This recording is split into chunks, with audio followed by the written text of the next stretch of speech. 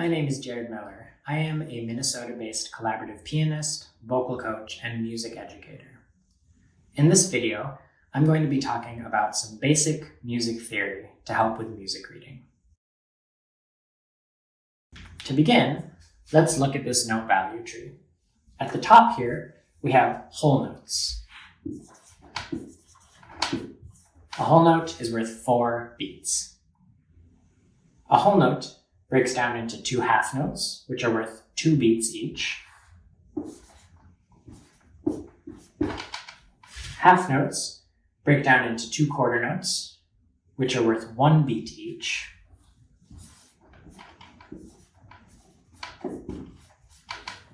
And a quarter note breaks down into 2 eighth notes, which are each worth half a beat.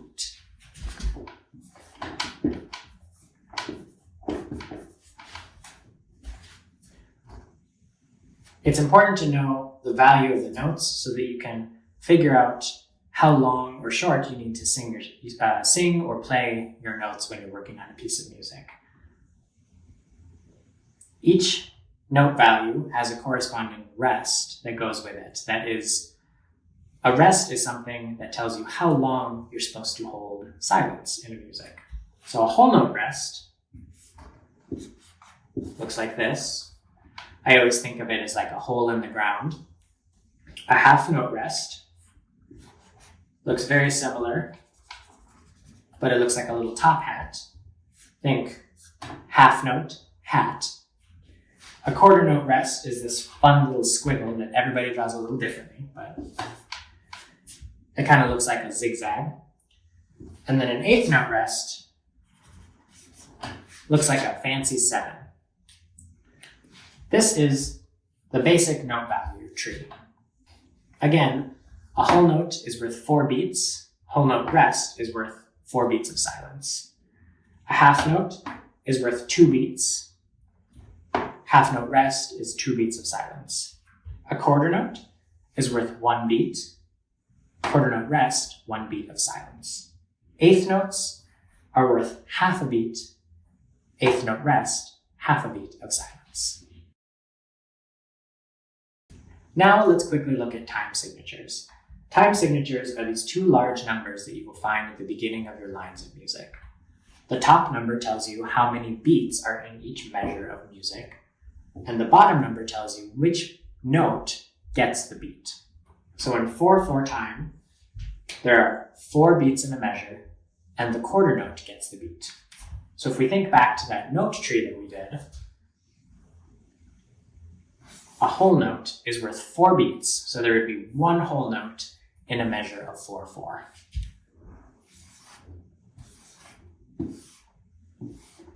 Half notes get 2 beats each. So in 4/4, we have 2 half notes.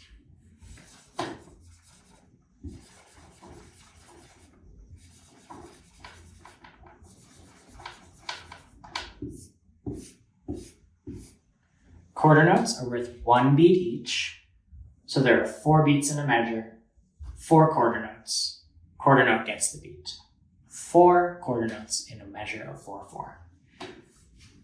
2 eighth notes go into every quarter note.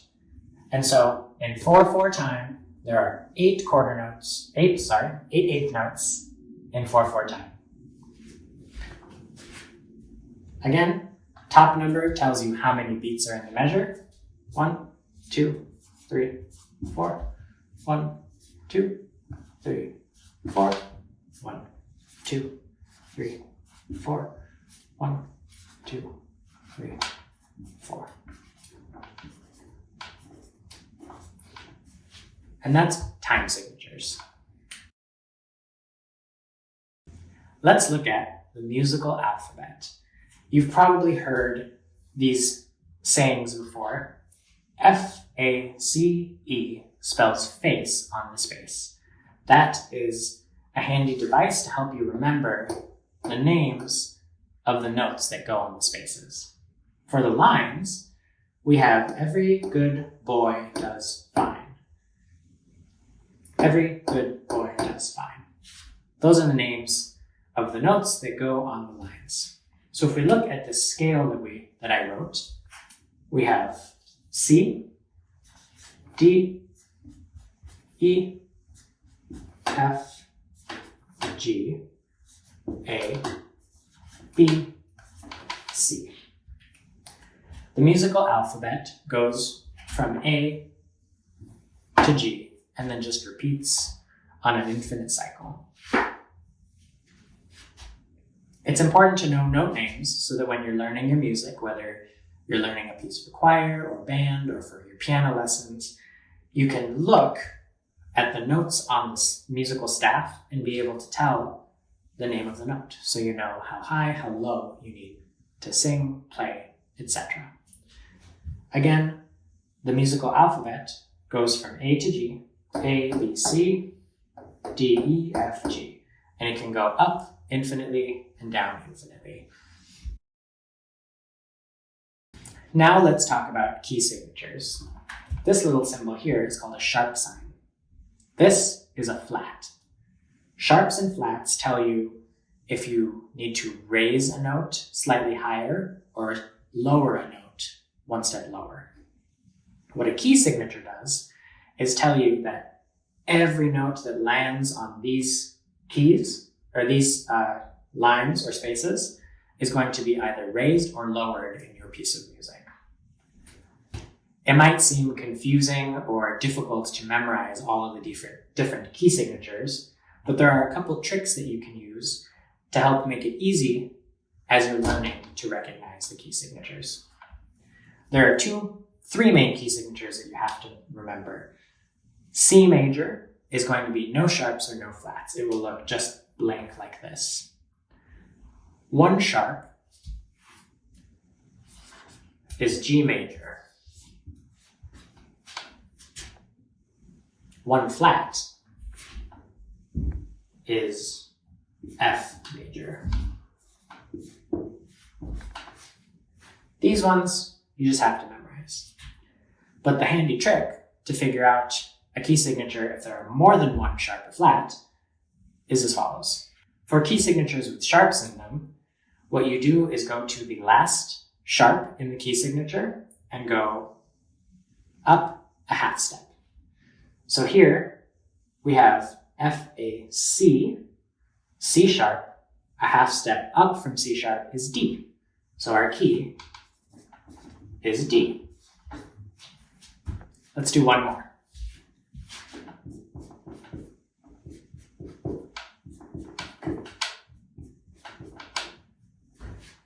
If we have four sharps, our last sharp is on D sharp. A half step up from that is F, A, C, E. So our key is E major. And that's how you can figure out sharp key signatures with that little trick. For flats, it's a little different. What you do is you go to the second to last flat in the key signature, and that's your key signature. So here we have B flat and E flat. The second to last flat in this case would be B flat. So our key is B flat major. Again, we go to our key signature, we find the second to last flat, and then that's our key. So here we have a B flat, an E flat, an A flat, a D flat, and a G flat. Our second to last flat in this key signature would be D flat. So our key is D flat major.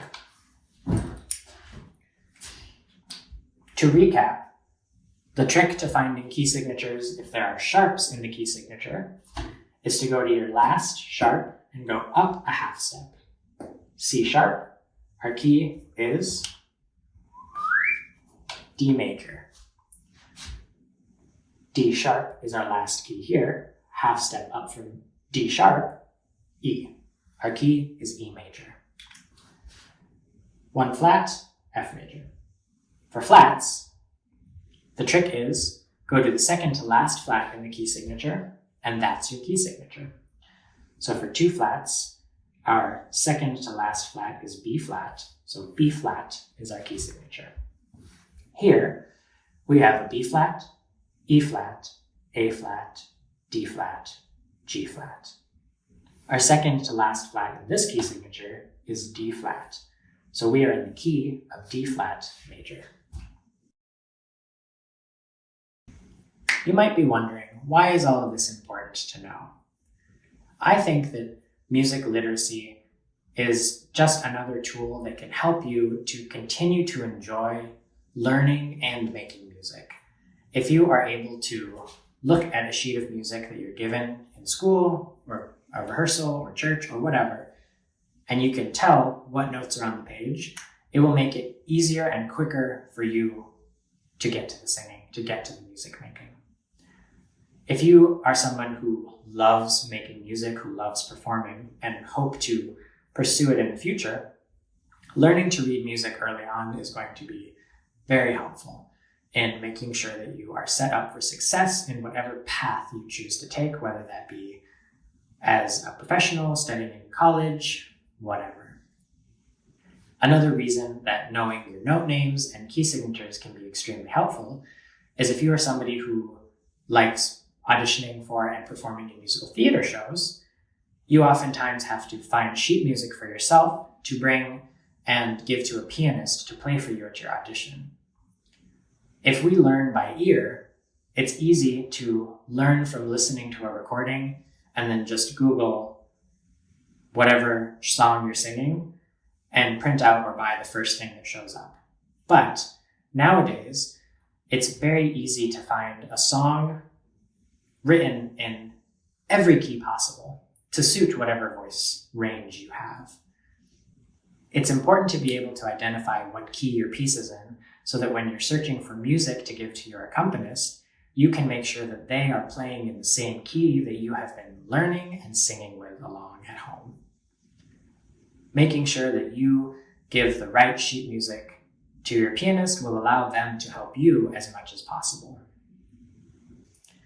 That was a lot of information that I just threw at you in one video, but I hope you learned something, or at the very least, that you leave with a new interest in learning how to read music better so that you can continue to enjoy making